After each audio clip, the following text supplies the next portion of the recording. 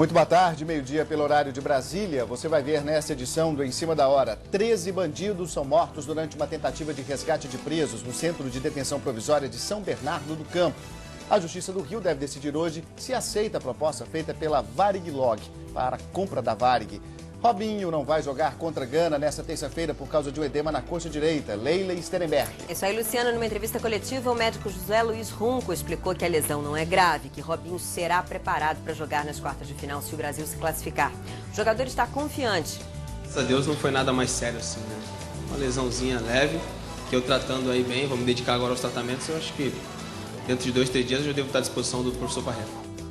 A seleção faz o último treino antes do jogo de amanhã. E Suíça e Ucrânia decidem hoje uma vaga para as quartas de final. A Suíça é a única seleção que não tomou nem um gol nessa Copa. Luciano Cabral.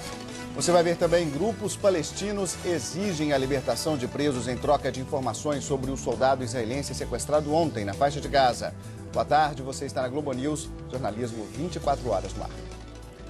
13 bandidos morreram numa troca de tiros com policiais num posto de gasolina hoje de manhã no interior de São Paulo.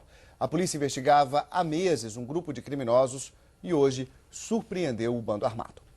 Tudo o que se sabe por enquanto é extraoficial. E segundo essas primeiras informações, um grupo de criminosos estaria planejando interceptar um ônibus que leva funcionários, agentes penitenciários, para os CDPs, os Centros de Detenção Provisória. O plano seria o de interceptar esses ônibus e de matar esses agentes.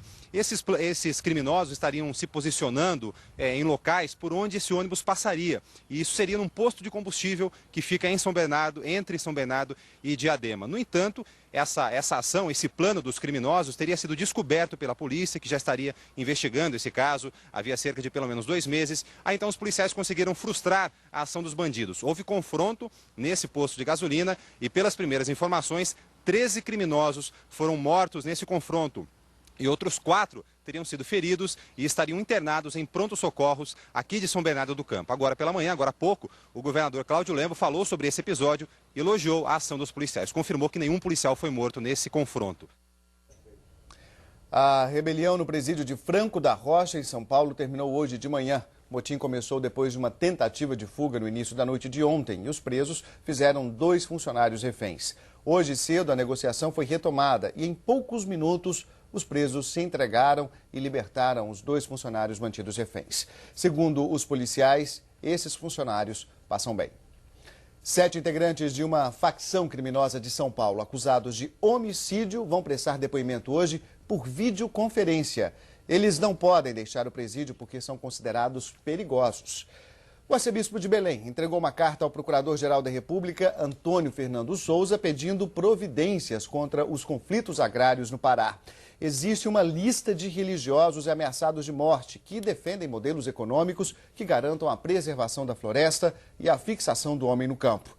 Em Belém, 7 pessoas estão presas, acusadas de participar do assassinato de 4 trabalhadores rurais de uma família no município de Baião, no sudeste do estado.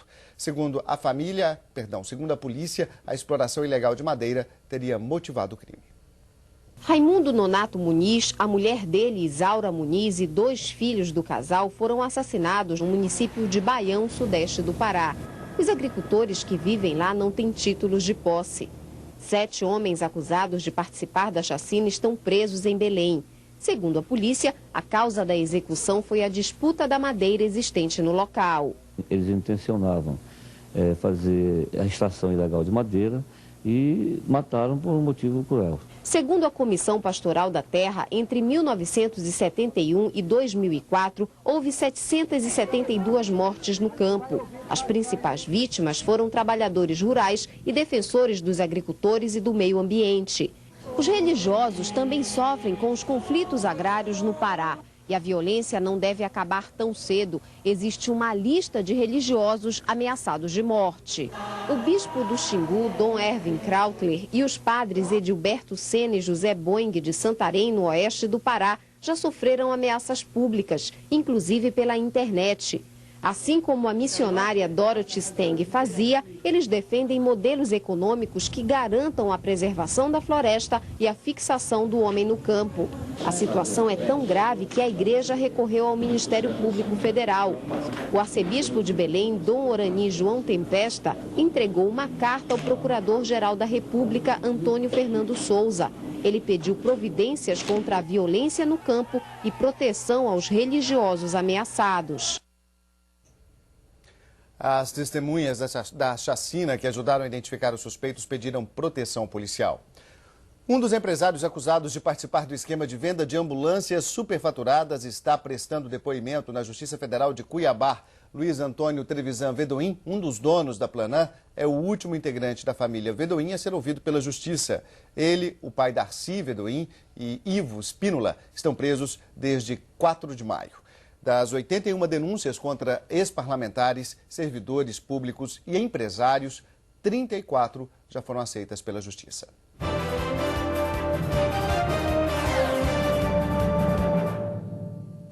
Robinho está fora da partida do Brasil contra Gana. Amanhã o jogador fez um exame hoje de manhã que indicou um edema na coxa direita. Leila, essa lesão é grave? Olha, Luciano, numa entrevista coletiva, Robinho disse que a lesão foi leve e que ele deve se recuperar a tempo de disputar as quartas de final se o Brasil se classificar. O médico da seleção, José Luiz Runco, também está otimista. Ele acredita que na quarta-feira o jogador deve ter condições de fazer exercícios em campo. Ele tem um edema no músculo, isso é um prognóstico muito bom. Então, de antemão, qualquer perspectiva de não participar mais de partidas da Copa do Mundo é afastada, como nós tínhamos comentado ontem. Ele não joga amanhã e a ideia é prepará-lo para a partida do próximo sábado, se Deus quiser, com o Brasil conseguindo um bom resultado amanhã. O parâmetro que nós vamos ter para que a gente possa ir liberando chama-se alívio da dor, e aí ele vai passando normalmente para o departamento médico. Ele não vai a Dortmund, ele fica aqui em tratamento com a fisioterapia e eu acredito que na quarta-feira ele já esteja em condições de iniciar os trabalhos de campo. Ele pode ter tido algum processo até no próprio jogo e não sentiu nada, e na hora que ele fez algum esforço no treinamento, pode ter levado o edema, pode ser basicamente também pela própria atividade física. Fiquei chateado de estar lesionado, mas graças a Deus não foi nada mais sério assim, né? Uma lesãozinha leve, que eu tratando aí bem, vou me dedicar agora aos tratamentos. Eu acho que dentro de 2, 3 dias eu já devo estar à disposição do professor Parreira. Você tinha essa certeza que jogaria amanhã? Não tinha certeza, né? A única certeza que eu tinha é que eu estava preparado para jogar. Infelizmente agora eu não estou. A seleção brasileira está nesse momento fazendo mais um treino em Berchtesgaden. E o último treino da seleção antes do jogo contra a Gana, pelas oitavas de final. O técnico Parreira deve fazer hoje mais um treino tático. A seleção não faz hoje treino de reconhecimento de gramado porque vai jogar no mesmo estádio onde foi a partida contra o Japão na primeira fase. Os jogadores e a comissão técnica vão amanhã de ônibus para Dortmund, local da partida. Depois do treino de hoje, Parreira deve dar uma entrevista coletiva. A expectativa é que ele divulgue a escalação do time. Mas os jogadores já sabem quem vai começar a partida. E a seleção de Gana se prepara para o jogo de amanhã contra o Brasil. E não vai estar em campo o craque do time, Essien. A cidade onde Gana se concentrou desde o início da Copa inspira voos mais altos. Würzburg foi um lugar de príncipes, de bispos riquíssimos, um lugar para estrelas.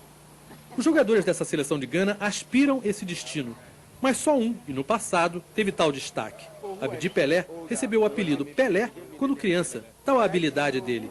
No início dos anos 90, foi eleito por 3 vezes seguidas o melhor jogador da África. A minha característica, ele diz, era que nem a do Ronaldinho Gaúcho. Quando o time tinha algum problema, dava bola para mim. Abdi Pelé diz que é melhor jogar contra o Brasil enquanto a seleção não está embalada e que Gana tem chance de uma surpresa. Chance pode ter, mas ela já entra em campo desfalcada. Uma sorte o Brasil já deu. O jogador mais famoso, mais caro, o melhor de Gana, Michel Essien, não vai jogar contra o Brasil porque recebeu o 2º cartão amarelo. Ex-companheiro de Juninho no Olympique de Lyon, hoje ele joga no Chelsea da Inglaterra. É um meio de campo defensivo muito bom, mas felizmente não vai participar na terça-feira. Esse ano o treino só brincou. É o que está mais relaxado. O técnico não divulga quem vai substituí-lo. Dušković foi um goleiro no passado e cuida com carinho da preparação deles. Deve ser a função que mais trabalho vai ter na terça-feira. Abdi Pelé diz que se Gana vencer, as pessoas vão morrer de tanto festejar. Como único representante do continente africano, ainda na Copa, a responsabilidade é grande e solitária.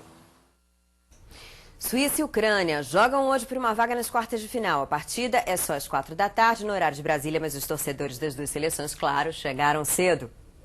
A Suíça entra em campo como a única defesa que ainda não levou gols nessa Copa. Apontados como surpresa nesse Mundial, os suíços querem manter o ritmo. A torcida desfila confiante na Praça da Catedral de Colônia. E tem até referência ao Brasil no meio do vermelho e branco da Suíça. Na primeira Copa que disputa, a Ucrânia já conseguiu chegar às oitavas de final. O bom desempenho anima os torcedores. E eles acreditam que a seleção vai balançar a rede da Suíça. Esse torcedor aposta no placar de 2-0.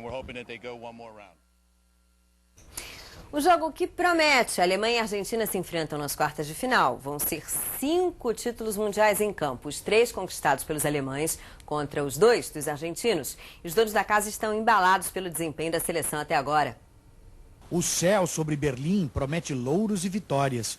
E os alemães, que só viram o time se dar bem até agora e faturar todas as vitórias possíveis na Copa, têm motivo para acreditar até em anjos. A seleção já está de volta à sua capital, hospedada neste aristocrático hotel Castelo de Berlim. Na rua arborizada do elegante bairro de Grunewald, um grupo discretíssimo de torcedores gastou o domingo tentando chegar perto dos ídolos. Os jogadores não deram conversa. O artilheiro Klose fez a gentileza de um aceno quando saiu de carro a caminho de um domingão em família.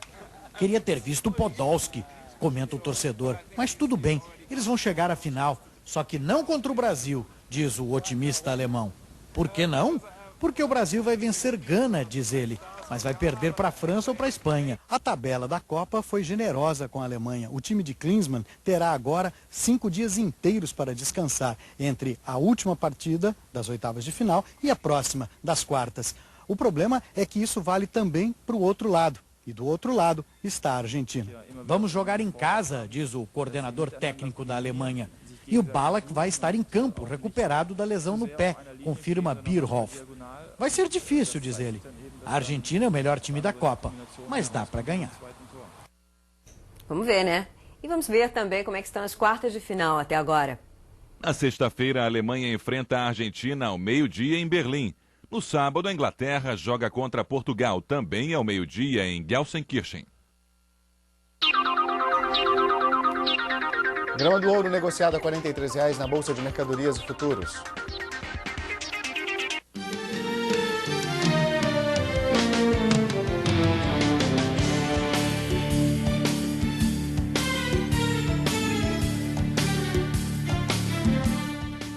A Justiça decide hoje se aceita ou não a proposta de compra da Varig, feita pela ex-subsidiária da empresa, a Varig-Log. Enquanto isso, o drama dos passageiros da companhia aérea se arrasta. Eles são forçados a fazer inúmeras escalas até desembarcar no Brasil. Algumas empresas aéreas estão aceitando os bilhetes da Varig, mas são muitos passageiros para poucos assentos livres.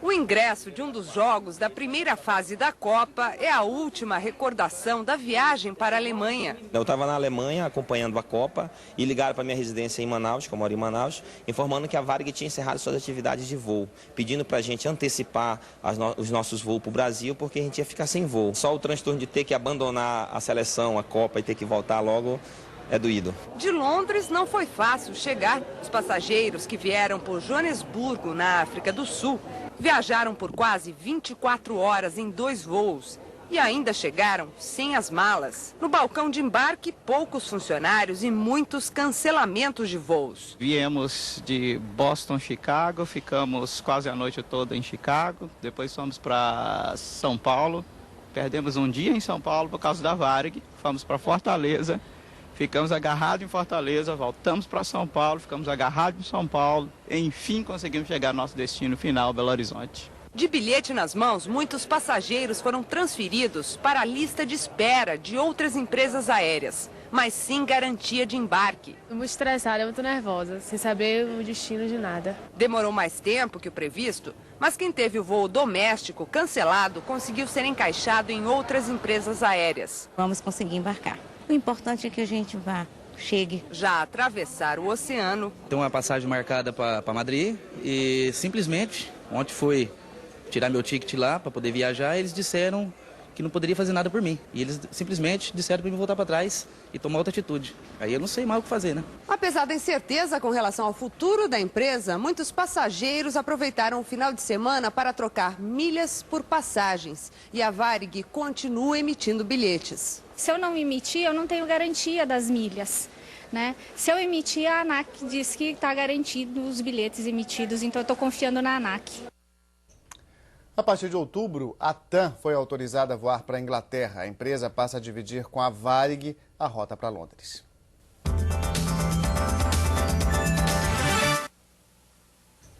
O mercado financeiro está atento à divulgação de informações sobre a economia americana e recebe bem o resultado da inflação aqui no Brasil. A Bolsa de Valores de São Paulo sobe, dólar permanece estável. A repórter Rosana Cerqueira está na Bolsa de Mercadorias e Futuros e tem as informações ao vivo sobre o mercado financeiro. Boa tarde, Rosana.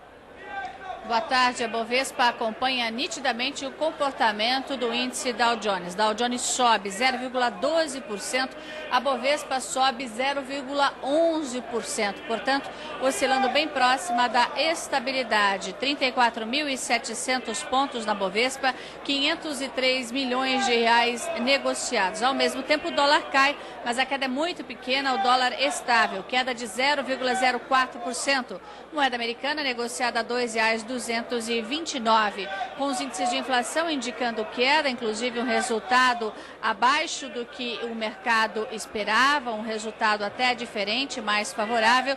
Os juros futuros, os contratos mais negociados aqui na BMF, têm queda de 0,06%, valendo a taxa anual para estes contratos 15,49%. O risco país também cai, a queda de 0,78%, 256 pontos neste dia tranquilo no mercado financeiro. Rosana Cerqueira de São Paulo para o Em Cima da Hora.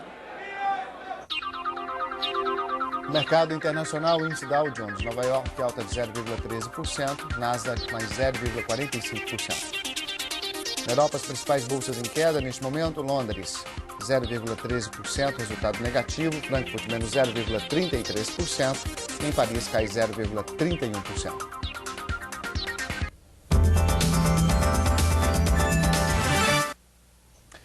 Grupos armados palestinos exigem a libertação de presos em troca de informações sobre o soldado israelense sequestrado ontem durante um ataque à faixa de Gaza.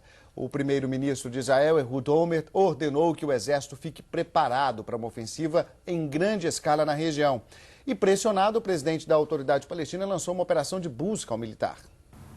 Soldados e tanques do exército israelense estão concentrados na fronteira com a faixa de Gaza. A perspectiva de uma invasão fez com que o governo palestino, liderado pelo Hamas, e o presidente da Autoridade Nacional Palestina, Mahmoud Abbas, fizessem um apelo pela libertação do militar. Tel Aviv deu 48 horas de prazo para que ele seja solto. Gilad Shalit, de 19 anos, foi capturado ontem quando 8 milicianos palestinos se infiltraram em território israelense e atacaram um posto de controle. Os militantes eram dos comitês de resistência popular e do Hamas. Eles entraram por um túnel cavado sob a fronteira entre Israel e a faixa de Gaza. Hoje, especialistas do exército dinamitaram o túnel, que tinha 800 metros de comprimento. Israel ainda pediu à comunidade internacional que aumente a pressão sobre o governo do Hamas. O ataque dos militantes contra o posto de controle israelense foi o maior desde que Israel se retirou da faixa de Gaza no ano passado. 7 soldados paquistaneses morreram no atentado suicida contra um posto de controle numa região tribal do país. O ataque aconteceu um dia depois de militantes pró-talibãs terem anunciado um cessar-fogo na região. O Paquistão faz fronteira com o Afeganistão.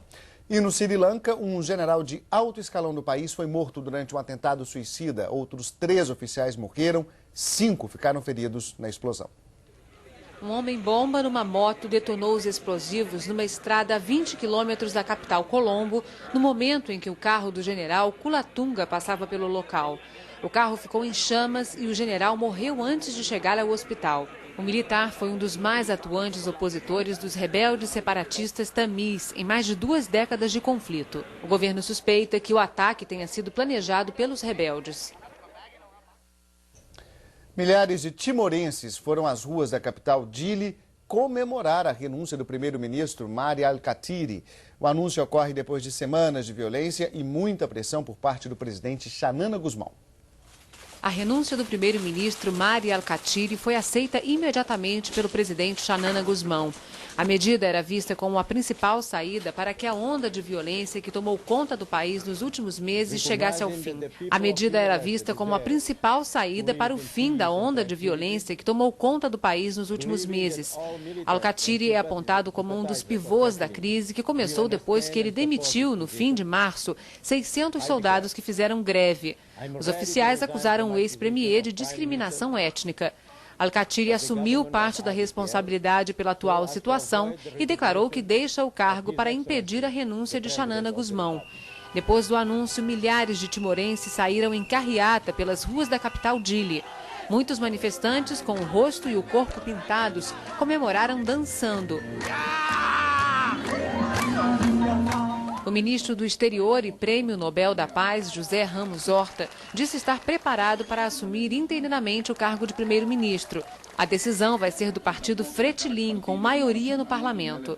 Apesar de Ramos Horta contar com forte apoio popular, dirigentes do Fretilin disseram estar considerando 4 nomes não divulgados para ocupar o cargo. Pesquisas de boca de urna na Itália indicam a vitória do não no referendo que consultou sobre possíveis reformas na Constituição. O resultado enfraquece a posição do ex-primeiro-ministro Silvio Berlusconi, favorável à maior autonomia das regiões italianas. Os detalhes de Roma, Gina Marques. Segundo uma pesquisa de boca de urna, 52% dos eleitores se opõem à reforma da Constituição e 48% são a favor. A contagem dos votos começou às 15 horas, 10 da manhã em Brasília, e deverá terminar esta noite. A vitória do não, que pode acontecer por maioria simples, reforçaria o governo de Romano Prodi e os partidos de centro-esquerda, que fizeram campanha contra a reforma. Esta lei de mudança da Constituição, que teve amplo apoio do ex-primeiro-ministro Silvio Berlusconi, já tinha sido aprovada no parlamento em novembro de 2005. Como a proposta não conseguiu mais de 2/3 dos votos, teve que passar pelo referendo. A lei aumentaria os poderes do primeiro-ministro, diminuiria os do presidente da República e também reduziria o número de parlamentares. A reforma também daria mais autonomia financeira às regiões. Gina Marques, de Roma, para a Globo News. A chuva forte na Indonésia deixou 22 mortos no sul da ilha de Bornéu. Um mau tempo também provocou transtornos nos Estados Unidos e no Japão. Um temporal com raios assustou neste domingo os americanos da costa do estado de Maryland. Casas ficaram inundadas e moradores foram forçados a sair. O aguaceiro também inundou estradas e provocou cortes no fornecimento de energia elétrica. No Japão, uma chuva torrencial atingiu a ilha de Kyushu, no sul do país. A maioria dos rios da área transbordou, inundando ruas e casas. Houve também vários pequenos deslizamentos de terra que destruíram algumas casas. Já na Indonésia, um temporal atingiu a ilha de Bornéu, onde 1000 casas foram inundadas. Em alguns pontos, a água alcançou 5 metros de altura. É a segunda tragédia provocada pelo mau tempo no país em menos de uma semana. Na ilha de Sulawesi, a leste de Bornéu, mais de 200 pessoas morreram. A chuva é comum nesta época do ano na Indonésia, mas os danos provocados estão sendo agravados pelo crescente desmatamento. Um acidente envolvendo 2 jockeys durante uma corrida de cavalos em Hong Kong é flagrado por um circuito interno de TV. Os cavalos se chocaram numa reta. Os 2 animais caíram, um deles em cima da cerca, o outro no meio da pista. O páreo prosseguiu normalmente. Um dos jockeys nada sofreu, mas o outro, um neozelandês de 39 anos, permaneceu no chão inconsciente. Ele foi levado para o hospital com ferimentos na cabeça. Segundo os médicos, o estado dele é estável. Euro a $1,257 e a R$ 2,788.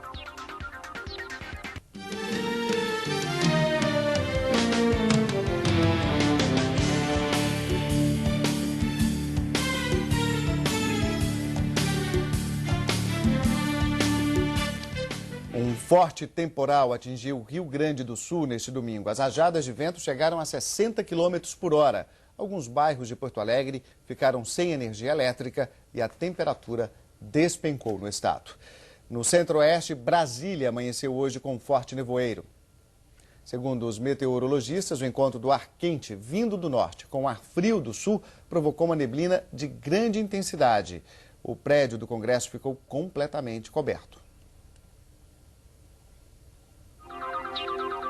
Cadernetas de poupança com aniversário hoje rendem 0,73%. Leila, você.